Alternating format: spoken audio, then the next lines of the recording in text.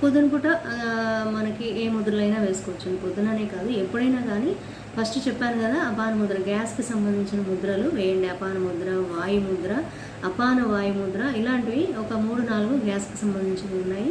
ఎవరికి ఏ లక్షణాన్ని బట్టి ఆ ముద్ర వేసుకోండి. ఎందుకంటే మనం కంపల్సరీగా ఈ ముద్ర వేయాల్సిందే. వేసాకే మనకున్న రోగ లక్షణాన్ని బట్టి మనకి ఏ డిసీజ్ అయితే ఉందో, తలనొప్పి ఉంటే తలనొప్పికి సంబంధించిన ముద్ర, లేదంటే నడుము నొప్పులు, లేదంటే కాళ్ళు నొప్పులు, లేదా ఇంకొకటి శ్వాసకు సంబంధించిన సమస్యలు, ఇలాంటివన్నీ కూడా ఏంటంటే ముందు గ్యాస్కి సంబంధించిన ముద్ర వేశాక మనకి ఏ డిసీజెస్ ఉన్నాయో ఆ ముద్ర కూడా వేసుకోవచ్చు.